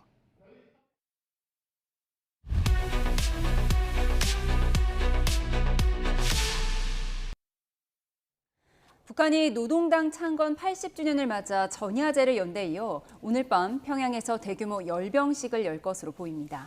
중국과 러시아에서는 권력설 2인자들이 참석할 것으로 보이는데 김정은 위원장이 어떤 메시지를 낼지 관심이 쏠리고 있습니다. 김희준 YTN 해설위원, 김열수 한국군사문제연구원 안보전략실장과 함께 이야기 나눠보겠습니다. 어서 오십시오. 안녕하세요. 10월 10일 쌍십절 북한 노동당 창건 기념일인데 오늘이 80주년입니다. 이게 어떤 의미가 있는 거죠? 네, 먼저 북한에서 그 노동당이라고 하면은 유일한 집권당이고요. 모든 국가기구와 또 정책을 통제하고 관리하는 그런 기관입니다. 그런 만큼 북한은 그 당 중심의 국가 체제이고 그렇기 때문에 이제 당 창건일은 9월 9일 정권 수립일에 이어서 가장 중요한 기념일입니다. 네. 실제 노동당이 공식 출범한 것은 1949년입니다만 1945년 10월에는 그 노동당의 뿌리라고 할 수 있는 그 조선노동당, 조선공산당 북조선 분국이 이제 출범한 날이에요. 그때 이제 김일성의 등장과 혁명의 시작이라는 의미를 강조하기 위해서 이날을 노동당의 이제 출발로 삼고 있는 겁니다. 북한 체제의 정통성 또 결속을 강조하는 큰 기념일입니다. 특히 올해는 북한이 가장 중요하게 생각하는 꺾어지는 해, 이른바 정주년이고 또 80주년이기 때문에 네. 그런 만큼 대대적으로 아주 크게 이번에 열병식을 열 것으로 예상이 되고 있습니다. 북한의 입장에서는 이 핵무력을 완성했고요. 또 김정은 위원장이 위원장이 이제 국제 지도자들과 함께 어깨를 나란히 하는 상황에서 북한의 그 위상과 발전상을 대내외에 과시하는 그런 기회를 삼을 것으로 보이고요. 또한 또 내년 초쯤으로 예상되는 그 8차 당대회를 앞두고 네. 9차 당대회입니다. 9차 당대회를 앞두고 내부 결속을 더욱 단단히 하는 그런 계기로 삼을 것으로 보입니다. 자, 내부 결속의 계기가 될 것 같다. 자, 초대 열병식이 지금 앞두고 있습니다. 오늘 밤에 일단 열릴 것으로 예상이 되는데 규모가 굉장할까요? 네, 제가 볼 때는 역대급 규모가 될 것 같다라고 생각하고요. 첫째는 이제 병력하고 거기에 동원되는 그 주민들, 아마 수만 명의 군중들이 거기에 동원되지 않겠는가라고 보고요. 네. 병력도 아마 역대급으로 동원이 될 거다라고 하는 겁니다. 두 번째는 이제 여기에 참석하는 외빈들의 면면들이 아주 화려하다는 거죠. 그래서 아시다시피 뭐 리창 총리도 오고 메드베데프 국가안보회의 부의장도 오고 그리고 이제 또름 베트남 서기장, 통룬 시리아 국가주석. 그 사실상 여태껏 이런 정도의 사람들이 와서 열병식에 참석한 건 없을 거거든요. 그런 면에서 역대급이다라고 보고요. 세 번째는 오늘 열병식을 할 때 동원되는 그 무기 체계들이 역대급일 것이다 이렇게 봐요. 왜 그러냐 하면 올해가 이제 어떻게 보면 국방 발전 5개년 계획의 마지막 해거든요. 그렇기 때문에 여태껏 이제 북한이 스스로 개발하고 이렇게 해왔던 것을 보여주는 아주 절호의 기회다라고 보고요. 그런 차원에서 보면은 뭐 화성 20 행이라든지 SLBM이라든지 또 극초음속 미사일, 그러니까 화성 11-마형이라든지 또는 이제 새로운 드론이라든지 이런 것들을 아주 대규모로 보여줄 가능성도 있다. 그런 생각을 합니다. 네, 북한의 열병식 규모도 크고 공개되는 무기도 역대급일 것이다 이렇게 예측해 주셨는데 원래는 열병식이 어젯밤에 열릴 것으로 예상이 돼서 오늘 우리가 화면을 함께 볼 수 있을 거라고 예상을 했는데 늦어졌어요? 비가 내린 건가요? 네, 아마 이제 기상 상황 때문으로 예상이 됩니다. 당초 이제 북한의 역대 열병식을 돌아보면 2010년대까지는 주로 낮이나 오전에 열렸고요. 그다음에 이렇게 야간 심야 행사로 전환된 것은 그 2020년대부터인데 아마 오늘 종일 이제 평양에서 비가 내리고 흐리다고 했어요. 그렇기 때문에 이 행사를 조금 늦춘 것으로 보입니다. 조금 전에 그 합참 관계자가 얘기하기를 현재 이제 그 북한에서 그 현재 장비나 미사일 등을 동원한 예행 연습이 진행되고 있다라고 밝혔기 때문에 아마 오늘 야간에 할 가능성이 높아 보입니다. 북한이 이렇게 그 야간에 이제 열병식을 연 것은 2020년대부터인데 그렇게 하면 이제 화려한 조명이라던가 뭐 드론을 통한 어떤 항공 촬영 등을 통해서 이 극적인 효과를 극대화할 수 있기 때문입니다. 예. 실장님께서 아까 이제 참석자들의 면모를 좀 짚어주시긴 하셨는데 지금 중국과 러시아 모두 권력 서열 2인자가 지금 파견이 되는 상황이란 말이죠. 뭐 아무래도 북한 입장에서는 이제 푸틴이나 시진핑이 직접 오기를 기대했을 것 같은데 2인자 참석도 의미가 있는 거죠? 큰 의미가 있다라고 보겠습니다. 사실 그 5년 전에 북한의 노동당 75주년 그 열병식 기념식에서 중국은 류빈산 상무위원 권력 서열 5위를 보냈었습니다. 그런데 이번에 시진핑 주석이 오면 북한 입장에서야 최고였겠지만 아마 시 주석은 이제 에이펙 정상회담 등을과 또 미중 정상회담 등을 준비하고 있는 것으로 보이고요. 이번에 그 권력 서열 2위의 총리를 보낸 것은 중국으로서는 굉장히 큰 어떤 성의를 보인 것이라고 볼 수가 있겠습니다. 특히 지난달 김정은 위원장이 중국 전승절 기념식에 직접 베이징을 찾아서 처음으로 국제 무대에 데뷔하면서 북중러 정상과 어깨를 나란히 했고, 그리고 이제 얼마 전 그 최선희 외무상이 베이징을 직접 찾아서 북중 또 외교장관 회담을 가지지 않았습니까? 이런 일련의 이제 북중 간의 어떤 관계 회복과 또 협력 관계 공고와 연장선상에 있는 것이라고 볼 수 있겠습니다. 러시아 역시 5년 전 그 75주년 열병식 때는 아무도 대표단을 보내지 않았습니다. 그런데 이번에 그 권력 서열 2위의 메드베데프를 보낸 것은 최근에 이어지고 있는 어떤 북러 간의 밀착의 연장선상이라고 볼 수가 있겠습니다. 특히 지난해 그 푸틴이 이제 평양을 찾아서 양국 간의 정상회담을 가지면서 양국 간의 전략적 협력 동반자 관계를 공고히 했고 또 우크라이나 전에 이제 북한군을 파병을 하면서 양국의 이제 군사적 동맹 관계로 격상하지 않았습니까? 그런 만큼 어떤 북중러 3국 정상이 지난달 그天安문 막루 이제 함께 오른 데 이어서 네. 삼국 최고위급 인사들이 이번에는 김일성 광장 주석단에 나란히 하면서 삼국 간의 연대 공고를 대내외에 과시하면서 어떤 반미 반서방 연대를 더욱 과시할 것으로 예상이 됩니다. 예, 말씀하신 것처럼 얼마 전 중국 열병식에서 북중러 연대를 과시를 했고요. 또 우크라 전쟁에 참여하면서 이 북한과 러시아 간의 혈맹 관계도 좀 중시되고 있는 이런 상황인데 러시아와 북한이 최근에 공동 성명도 발표하지 않았습니까? 그래서 그 내용을 좀 짚어봐야 할 것 같은데 러시아가 북한의 핵을 용인하겠다 뭐 이렇게 해석을 해야 할까요? 저는 그래서 이번에 메드베데프 그 국가안보회의 부의장이 북한을 방문을 했잖아요. 그래서 뭐 오늘도 여기 참여를 하게 될 텐데 그래서 이 사람이 거기 가서 이 사람이 지금 국가안보회의 부의장이기도 하지만 네. 통합 러시아당 당수이기도 하거든요. 그래서 나는 이 사람이 북한에 가서 거기서 둘이서 이제 북한의 노동당하고 같이 공동성명을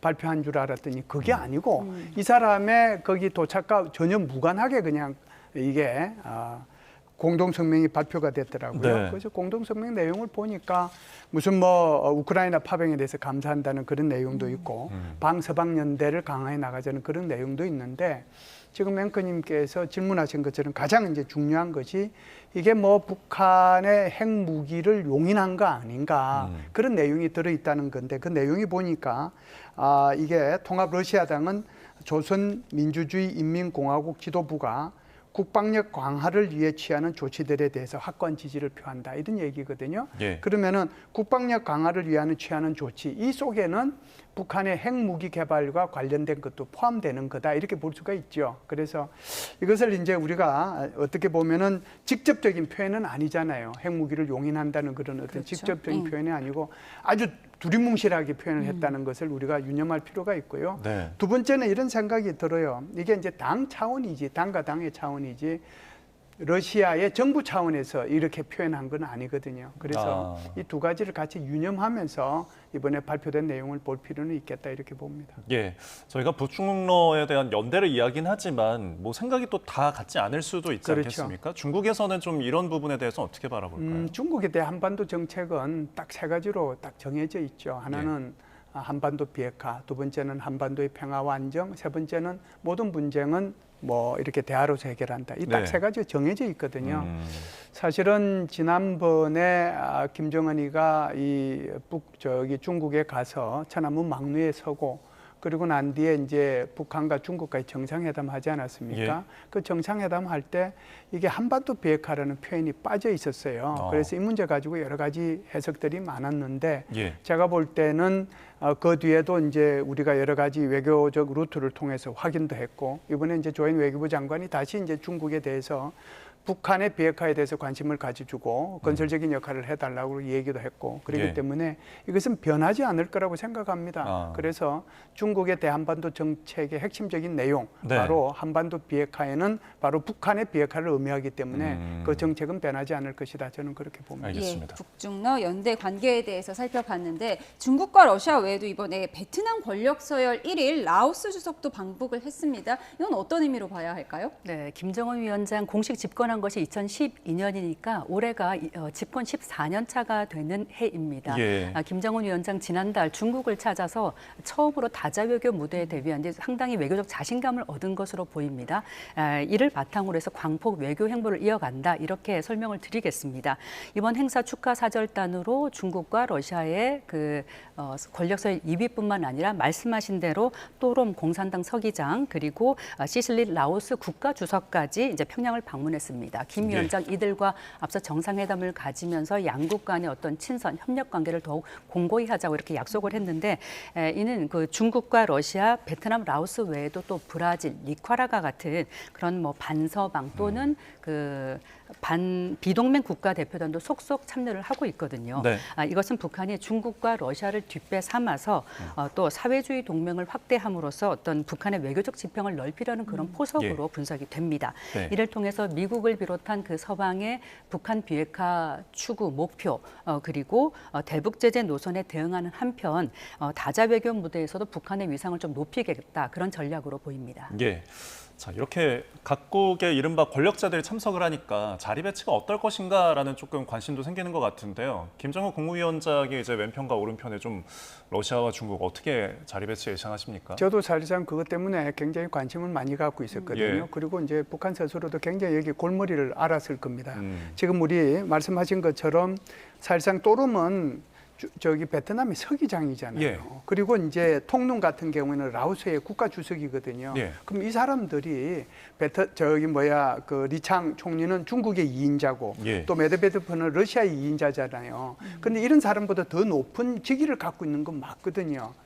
그래서 이 사람들을 과연 어디로 배치할 것인가 굉장히 관심을 갖고 봤는데 그 답은 아주 쉽게 나왔습니다. 왜 그러냐면 어제 이제 경축년 벌렸잖아요. 예. 이제 능라도 5일 경기장에서 엄청나게 그 매스 게임도 하고 그랬는데 거기 보니까 김정은 오른쪽에 예. 바로 리창 총리가 있고 김정은 왼쪽에는 지금 또름 서기장이 있고 예. 또름 서기장 왼편에 사실상 그 메드베데프 러시아 예. 부의장이 있었고요. 그리고 이제 그 리창 총리 오른쪽에 통눈 거기에 라오스 국가주석이 있었거든요.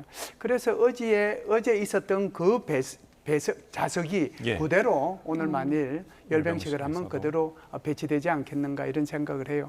아마 제가 볼 때는 메드베데프 부의장이 굉장히 좀 속으로는 기분 나쁘지 않았을까 그런 생각은 저 개인적으로 합니다. 예, 알겠습니다. 오늘 밤에 펼쳐질 것으로 예상되는 열병식 어떤 모습일지 지금 예측해 보고 있는데 김정은 위원장의 메시지도 좀 주목이 됩니다. 우리나라를 향해서 어떤 메시지를 낼 수 있을지 최근에는 한국 영토가 안전하겠냐 이런 얘기를 하지 않았습니까? 네, 북한은 더 이상 우리를 남한이라고 부르지 않습니다. 대신 한국이라는 그런 공식 명칭을 사용하고 두 국가, 국가 대 국가의 관계, 그것도 적대적 두 국가론을 지금 네. 표방을 하고 있습니다. 특히 이것은 그 하노이 북미 정상회담 결렬 뒤에 한국의 역할에 대한 기대감이 이제 대폭 없어졌고 또 직전 정부의 그 대북 압박 기조 속에 한국과의 대화를 통한 어떤 상황의 진전에 대한 기대를 걸고 있지 않은 것이거든요. 때문에 그 이재명 정부 들어서 어떤 대북 유화 기조를 보이고 있지만 거기에도 코웃음을 치고 있고 또 한국과 대화할 뜻이 이제 없음을 분명히 하면서 우리 정부의 그 비핵화 3단계 해법에도 이제 연일 강경 기조로 일관을 하고 있습니다. 예. 때문에 이제 최근에 그 열린 그 북한의 일종의 방위산업 박람회죠. 거기서 그 개막 기념사에서 김정은 위원장이 한미 핵동맹이 진화하고 있다라고 얘기를 하면서 더 이상 한국의 영토가 안전하지 않을 것이라고 위협을 했습니다. 이것은 어느 때보다 그 강력해진 북한의 핵무력 또 군사력에 대한 자신감을 바탕으로 해서 대북 군사 조치의 가능성도 경고한 것이라고 그렇게 읽히고요. 북한은 이번 열병식을 통해서 그 진화된 ICBM 화성 20형을 내놓을 것인가 이제 귀추가 주목이 되고 있는데 이런 가운데 ICBM 시험 발사를 위한 그런 엔진 시험 준비 정황이 포착이 되기도 했습니다.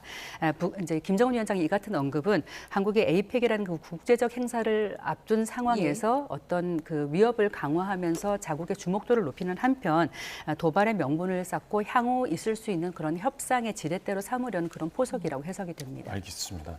자, 근데 지금 북한이 이렇게 우리를 향해서는 뭐 안전하겠느냐 이런 식으로 뭐 위험 메시지를 내놓고 있는데 미국을 향해서는 좀 뉘앙스가 다른 것 같습니다. 예, 저기 잘 설명을 하셨지만 한국에 대해서는 북한이 가지고 있는 특수 자산을 한국의 중요 표적의 할당까지 했다고 얘기를 하잖아요. 그러면서도 지금 미국에 대해서 얘기하는 것은 계속 이제 유화적인 얘기들을 하는 거거든요. 김여정의 담화에서도 그렇고 김정은의 시정연설에서도 그게 나타나잖아요. 그래서 비핵화라고 하는 거, 미국이 비핵화라는 여기에 집착하지 않고 이것을 털어버리면 언제라도 대화할 수 있다라고 얘기하는 거거든요.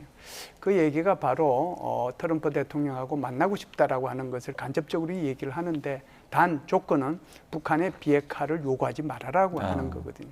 사실상 얼마 전에 트럼프 행정부에서는 뭐라고 그랬습니까? 아무런 조건 없이 김정은과 만날 용의가 있다라고까지 얘기했잖아요. 그 전까지만 하더라도 비핵화 조건 위에 언제든지 대화의 문은 열려 있다라고 한 데서 상당히 뉘앙스가 바뀐 거거든요. 그래서 아마 이 트럼프 대통령이 에이펙 참석을 계기로 해서 김정은이 깜짝 만날 가능성도 여전히 남아있다 이렇게 보죠. 그리고 또 하나 궁금한 거, 이 열병식에 김주애가 등장할까요? 다들 이제 귀추가 주목되는 예. 부분입니다. 김주에 특히 이제 지난달 중국 전승절 기념식에 갈 때 김정은 위원장이 대동을 했습니다. 물론 그天安문 막루에는 오르지 않았는데요. 만약에 그 김주애가 그동안 어떤 안보 관련 행사에 잇따라서 이제 참석했다는 측면에서 이번에도 김주애가 그런 주석단에 이제 있을 가능성도 없지 않아 보입니다. 예. 만약에 그 자리에 참석을 한다면 김주애를 이제 후계자로서의 어떤 그런 위상을 더 공고히 좀 할 수 있는 그런 것으로 보이고, 다만 그 북한의 이제 북한 매체의 보도를 통해서 김주애에 대한 어떤 공식 명칭의 변화라던가 이런 것이 있는지를 조금 더 주목해서 봐야 될 것으로 보입니다. 네. 자, 그리고 앞서서 이제 에이펙 정상회의 좀 언급해 주셔서 그 이야기를 좀 하자면, 지금 이 열병 시기에 에이펙 정상회의랑 좀 동시에 열리다 보니까, 비슷한 시기에 열리다 보니까 맞불 형식이 좀 눈에 띕니다. 그래서 트럼프 대통령이 당일치기 방한을 하는 거 아니냐라는 뭐 이야기가 나오긴 했는데 최소의 1박 2일은 좀 머물 수 있다고 하더라고요. 네, 이제 이번 에이펙 정상회담은 그 뭐 2005년 부산 에이펙에 이어서 지금 10년 만에 열리는 행사인데다가 미중 정상이 11년 만에 13년 만에 이제 동시에 방한하는 것이기도 하고 해서 예. 굉장히 큰 관심을 모으고 있는데, 특히 이제 트럼프 대통령이 온다면 이제 이재명 대통령과의 이제 두 번째 정상회담을 갖게 되는 것이고, 미중 정상회담이 있기 때문에 주목이 되는데, 이것이 약간 이제 당일치기 방한이 될 거란 그런 우려가 나왔습니다. 예. 왜냐하면은 에이펙에 앞서서 쿠알라룸푸르에서 아세안 정상회담이 먼저 열리고요. 트럼프 대통령이 여기 참석한 다음에 곧바로 일본으로 가서 2박 3일 일정을 소화하면서 신임 일본 총리와 정상회담을 한 뒤 29일쯤 한국에 올 거라는 얘기입니다. 그런데 이제 YTN 취재에 따르면 적어도 1박 2일로, 그러니까 1박을 트럼프 대통령이 머무르는 방안으로 양국이 어떤 최소한의 조율이 됐다라는 것이 지금 알려지고 있어요. 제가 봐도 트럼프 대통령이 29일 당일로 와서 한미 정상회담 또 미중 정상회담을 갖고 곧바로 돌아간다는 것은 사실상 좀 일정상 쉽지 않을 것으로 보이고요. 그리고 지금 한미 정상회담에서 관세 협상이라든가 이런 주요 현안이 있는 상황에서 또 아주 긴밀한 동맹이 한국이 여는 이 에이펙 이라는 이 큰 규모의 행사에서 트럼프 대통령이 당일치기만 하고 돌아간다, 우리로서는 굉장히 좀 우려되고 씁쓸한 상황 같아 보입니다. 어쩌면 당일치기로 왔다 간다 이런 얘기가 돌았던 것은 관세 협상의 밀당일 수 있다, 이렇게 보세요? 그런 측면도 있을 수 있지만 그것보다는 뭐 트럼프 대통령의 속성상 이 다자 외교를 별로 좋아하지 않고요. 양국 간의 어떤 양자회담을 통한 미국 이익의 극대화를 가장 추구하는 사람이기 때문에 그런 또 말이 나온 것 같습니다. 그런데 이제 그러면서 트럼프 대통령이 만약에 1박 2일 머문다면은 29일은 한미 정상회담, 30일은 아마 미중 정상회담이 될 것 같고, 다만 31일에 그 에이펙 그 정상회의가 개막을 하는데 이 본회의에 참석하지 않을 가능성이 나오는데, 우리 정부는 그래도 트럼프 대통령이 만약에 1박 하는 김에 하루 더 머물면서 적어도 본회의는 참석하는 모양새를 만들려고 끝까지 조금 조율을 할 것으로 보입니다. 알겠습니다. 자, 그리고 저희가 이 이야기를 좀 해봐야 될 것 같은데, 앞서서 리포트를 보고 왔지만 노벨 평화상에 대한 좀 관심이 있습니다. 오늘 이제 6시, 저희 시간으로 6시쯤에 발표가 될 예정인데, 트럼프 미 대통령이 계속 이 상에 대해서 욕심을 냈잖아요. 어떻게 예상하십니까? 제가 볼 때는 뭐 받을 가능성은 좀 적지 않는가 이렇게 봐요. 세 가지 이유 때문에 그렇습니다. 첫 번째는 노벨상 위원회가 가지고 있는 것이 어떤 개인이나 단체의 어떤 단기적인 성과보다는 지속 가능한 평화를 얼마만큼 추구해 왔는가, 그걸 보는 거거든요. 트럼프 대통령이 외교적인 태도, 또 미국만을 위한 어떤 이런 거, 다자주의에 참석 안 하는 거, 이런 것들이 사실상 어떻게 보면 노벨상 위원회의 어떤 가치, 추구하는 가치하고 좀 안 맞잖아요. 그게 첫 번째고요. 두 번째는 절차적인 문제가 있습니다. 노벨상 평화 후보자들은 1월 31일까지 해야 되거든요. 이미 이제 지났어요. 그래서 굳이 이제 여기에 대해서 노벨상을 주겠다라고 하면은 트럼프 대통령 일기 때 그때 당시 했던, 예를 들어서 싱가포르에서의 북미 정상회담, 그렇지 않으면은 아브라함 협정, 그런 것들을 통해 가지고 이스라엘과 아랍 국가들 간의 외교 관계를 정상화시킨 그런 것들이 오히려 이제 아마 될 가능성이 있고요. 세 번째는 이제 정치적인 논란을 불러일으키게 될 겁니다. 만일에 트럼프 대통령한테 노벨상 주면은 노벨위원회가 어떻게 되겠어요? 그 권위, 이런 것들이 엉망진창이 되겠죠. 엄청난 논란을 불러일으키게 될 겁니다. 이런 여러 가지 이유 때문에 수상의 가능성은 좀 낫지 않을까 이렇게 예. 생각을 합니다. 베팅 사이트도 뭐 3% 굉장히 낮게 본다고 하는데 지금 트럼프 대통령은 오바마는 아무것도 하지 않았는데 노벨 평화상 받았다. 나는 7개 전쟁을 멈춰 세웠기 때문에 나는 반드시 받아야 한다. 이런 의지를 피력하고 있는데 지금 노르웨이가 떨고 있다는 보도도 나옵니다. 만약 트럼프가 상을 못 받으면 보복할 거다. 이런 예상하는 보도도 나오고 있는데요. 네.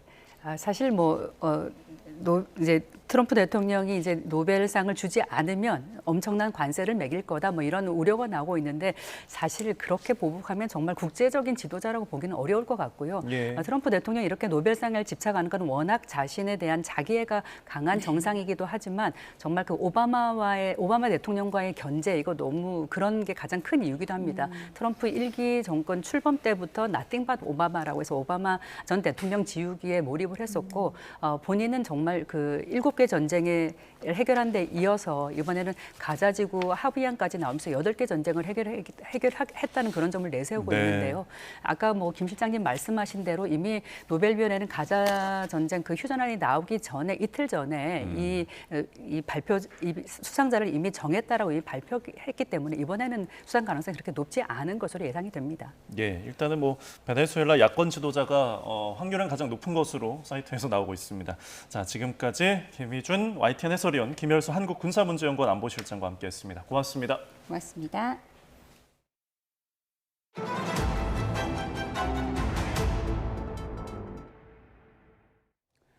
일본 집권 자민당과 연립여당 공명당의 연합이 26년 만에 깨졌습니다. 사이토 데스오 공명당 대표는 연립정권 유지 여부를 놓고 오늘 오후 다카이치 사내의 자민당 신임 총재와 회담한 뒤 기자회견에서 자민당의 정치 자금 문제에 대한 충분한 답변이 없었다며 연립정부에서 탈퇴하겠다고 밝혔습니다. 다카이치 총재는 최근 취임 후 단행한 당 간부 인사에서 비자금 스캔들에 연루된 옛 아베파 출신 하기우다 고이치 의원을 자민당 간사장 대행으로 임명하며 공명당의 반발을 샀습니다. 자민당의 현재 중의원 의석은 과반인 233석에 훨씬 못 미치는 196석으로 공명당 24석이 연정에서 이탈하고 입헌민주당과 일본 유신회, 국민민주당 등 세 야당이 총리 후보 단일화에 합의할 경우 임시국회 총리 투표에서 다카이치 총재의 총리 선출이 불발될 가능성도 배제할 수 없습니다.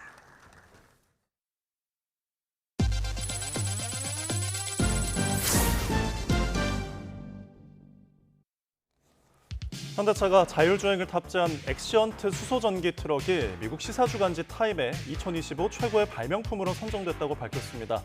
엑시언트 수소전기 트럭에는 운전자가 개입하지 않아도 자율주행이 가능한 미국 플러스 AI의 레벨 4 자율주행 기술이 탑재됐습니다. 김승현 한화그룹 회장이 그룹 창립 73주년을 맞아 이제 목표는 세계 선두라면서 새로운 원천 기술을 확보해 선두자로 올라서자고 당부했습니다.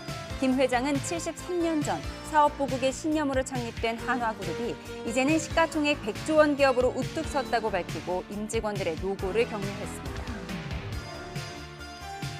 신동빈 롯데그룹 회장이 추석 연휴 기간 미국 뉴욕주 시러큐스에 있는 롯데 바이오로직스 바이오 캠퍼스를 방문해 생산시설을 점검했습니다.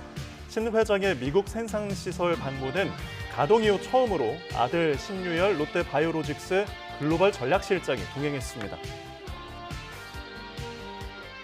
대상이 프랑스 파리 15구에서 매년 11월 22일을 김치의 날로 지정했다고 밝혔습니다. 유럽연합 내 공공기관이 김치의 날을 공식 기념일로 제정한 건 이번이 처음이라고 대상은 설명했습니다. 제주항공이 정부 지정 한글 주간인 18일까지 모든 항공편에서 순 우리말로 기내방송을 진행합니다. 우리말로 표현이 가능한 한자와 외래어를 대신해 비행기는 날틀로, 안전벨트는 자리띠로 바꾸고 또박이 제주항공과 새뜻하고 신나는 나들이 하시길 바랍니다라는 인사로 마무리합니다.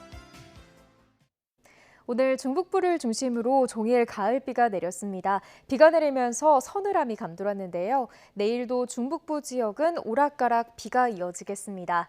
내일까지 예상되는 비의 양은 경기 북부의 많게는 60mm, 서울 등 그 밖의 수도권과 강원, 충청 북부에는 5에서 40mm의 비가 내리겠고요. 오후부터는 비가 소강 상태에 드는 곳도 있겠습니다.